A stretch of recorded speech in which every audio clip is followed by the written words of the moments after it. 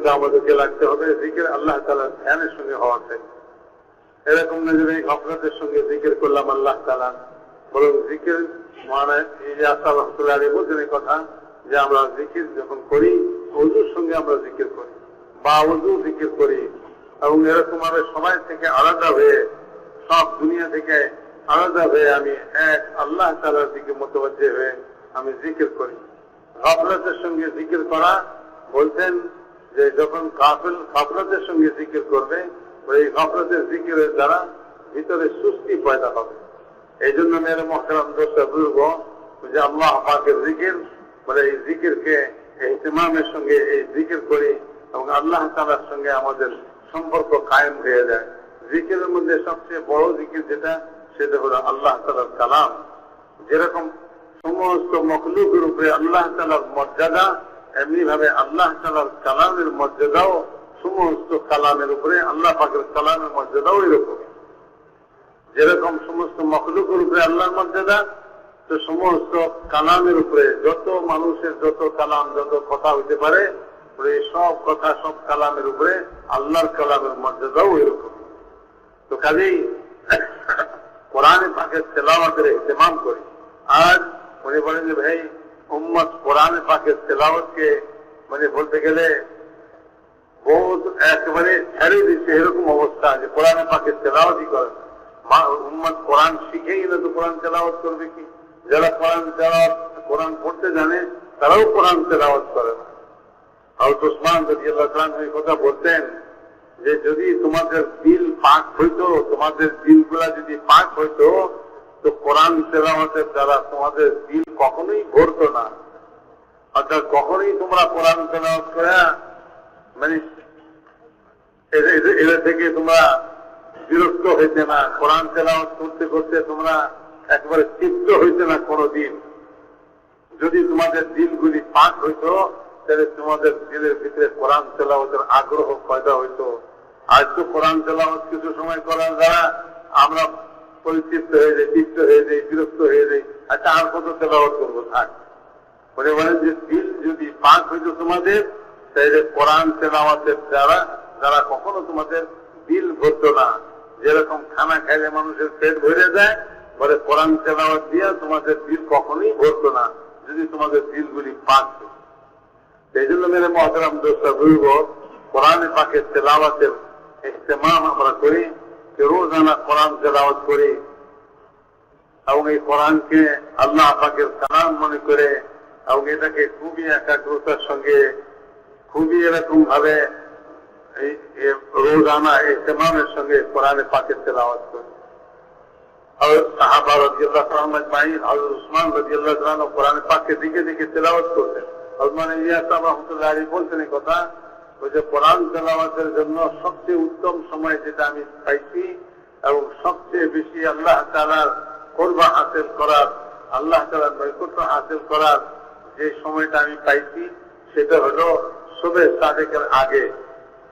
সুবহে সাদেকের আগে দেখে দেখে কোরআন তেলাওয়াত করা, বলে এইটার মধ্যে অন্যান্য ওজিফাতে যত মজা পাইছি এবং যত আল্লাহ তাআলার নৈকট্য হাসিল হয়েছে তার চেয়ে বেশি নৈকট্য এই সময় কোরআন পাক দেখা হাসিল করার মধ্যে হয়েছে। ভাই শোরগোল হইতেছে, শোরগোল না করে মেহরবানি করে খামোশ হয়ে বসি সবাই। তো মেরে মুহতারাম দোস্ত বুজুর্গ এই জন্য বলেন সুবহে সাদেকের আগে। তো এই সময়ের কথা কোরআনে পাকের মধ্যেও সুবহে সাদেকের সময়ের কথা আসছে, এই কথা যে ইন্না কোরআন আল ফাজরি কানা মাশহুদা, যে এই সময় ফেরেশতারা হাজির হয়ে যায়। তো ফেরেশতারা ওই সময় হাজির হওয়ার যে দুই দিকের ফেরেশতা, এক ফেরেশতা যারা রাতভর ছিল তারাও এবং যারা দিনের ডিউটি করার জন্য আসমান থেকে আসতেছে তারাও, দোনো দলের ফেরেশতা ওই সময় হাজির হয়ে যায়। তো কাজে ওই সময় যে আমল সে করবে সে আমলের ডবল আজর লেখা হবে। যে রাতের ফেরেশতারাও লেখলো, দিনের ফেরেশতারাও লেখলো। তো মেরে মুহতারাম দোস্ত বুজুর্গ এইভাবে এই সময় কোরআন তেলাওয়াতের অভ্যাস যদি কেউ বানাইতে পারে তো বহুতই উত্তম। যে সুবহে সাদেকের আগে যে তাহাজ্জুদের পরে তাহাজ্জুদ করে নিল, তারপরে সে দেখে দেখে কোরআনে পাকের তেলাওয়াত করল। তো এইভাবে আল্লাহ পাকের জিকির, মানে এই জিকিরকে আল্লাহর ধ্যানের সঙ্গে করার জন্য কোশিশ করা এবং বাউজুয়ে জিকির করার চেষ্টা করা, আর গাফলতের সঙ্গে জিকির না করা, এই জন্য যে এই গাফলতের সঙ্গে জিকির করার দ্বারা দিনের ভিতরে আরো বেশি সুস্থি পয়দা হয়ে যায়, অলসতা পয়দা হয়ে যায়, মানুষের মধ্যে অলসতা পয়দা হয়ে যায়। এই জন্য ধ্যানের সঙ্গে আল্লাহ পাকে জিকির করি, কোরআনে পাকে তেলাওয়াত করি। এর সাথে সাথে মেরে মহতারাম দোস্তাগুলি করে যে সিফাত, যে গুণ আমাদের মধ্যে হাসিল করতে হবে এই মেহনতের দ্বারা, সেটা হলো ইকরামুল মুসলিমিনের গুণ আমাদের দিনের ভিতরে হাসিল করতে হবে। এই মানুষের হক বুঝা, প্রত্যেক মানুষের হক, প্রত্যেক হক রাখছেন আল্লাহ তাআলা আমার উপরে, তো সকলের হককে আদায় করা, সবার হক আদায় করতে হবে আমাকে। এই জন্য যে কাল কিয়ামতের ময়দানে অনেক বেশি বেশি ইবাদত লইয়া অনেকে হাজির হবে, কিন্তু এই হক নষ্ট করার কারণে সমস্ত হকদাররা তার ইবাদত গুলার নেকি নিয়ে যাবে এবং তারা তাদের গুনাহের বোঝা তার কাঁধে চাপাই দিবে। তো উঠছিল তো কিয়ামতের ময়দানে অনেক ইবাদতের সওয়াব এবং অনেক নেকি নিয়ে উঠছিল, কিন্তু অন্যের হক নষ্ট করার কারণে সে সবচেয়ে ফকির হইয়া, গরিব হইয়া সে দোজখে নিক্ষিপ্ত হবে। এই জন্য মেরে মহতারাম দোস্ত, নেক আমল তো মানুষ অনেক করে, কিন্তু নেক আমলকে রক্ষা করা, আমার নেক আমল আমার জন্যই থাকে, এটা তো ওই ইকরামুল মুসলিমিনের নম্বরের দ্বারাই হাসিল হবে। মেরে মহতারাম দোস্ত, এই ইকরামুল মুসলিমিনের নম্বর দ্বারা উদ্দেশ্য হলো যে সকলের প্রাপ্য হক সকলকে দিয়ে দিই, কারণ কিয়ামতের ময়দানে কোন দাবিদার যেন আমার বিপক্ষে খাড়া না হয় যে আল্লাহ আমি তার কাছে এই পাওনা আছে। তো তখন সেখানে কোনো টাকা পয়সা থাকবে না, সেখানে তো নেকি দ্বারা ওই পাওনা পরিশোধ করা হবে। যা সে নেক আমল করে গেছিল দুনিয়া থেকে, অনেক নেক আমল করছে, এই সমস্ত নেক আমল ওই সমস্ত হকদাররা, ওই সমস্ত দাবিদাররা সব নিয়ে যাবে, সে একবারে ফকির কাল্লা শেষ। এই জন্য মেরে মহতারাম দোস্ত বলব, ইকরামুল মুসলিমিনের দ্বারা যে মানুষের হক আদায় করার এক মস্ক করা, বলে যে এটার মধ্যে আমরা খেদমত করি, জমাতের মধ্যে খেদমত করি, এই খেদমত করার দ্বারা আমার ভিতরে বিনয় পয়দা হবে, এই খেদমত করার দ্বারা আমার ভিতরে তাওয়াজু পয়দা হবে। ছোট ছোট আমলের দ্বারা বিনয় এবং খেদমতের দ্বারা, খেদমত একটা মামুলি কাজ, এটার জন্য এটার দ্বারা আমার ভিতর থেকে অহংকার বের হয়ে যাবে আর আমার ভিতরে বিনয় পয়দা হবে। হুজুর আকরাম সাল্লাল্লাহু আলাইহি ওয়াসাল্লাম সফরে সাহাবাদের সঙ্গে এখন বলে যে খেদমতের সময় আসলে ভাই খানা পাকাইতে হবে, তো বকরিকে কাটবে।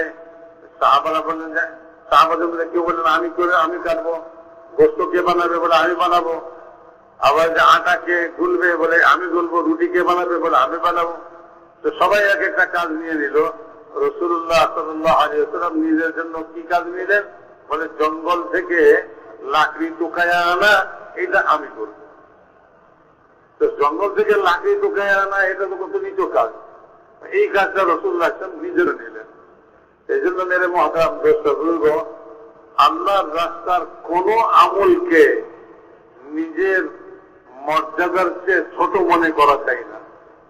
অনেক সময় আমি মনে করি এই কাজটা তো আমার মর্যাদা হিসাবে খাটলো না, আমার মর্যাদা তো অনেক উঁচা মর্যাদার লোক, আমি ছোট কাজ করব।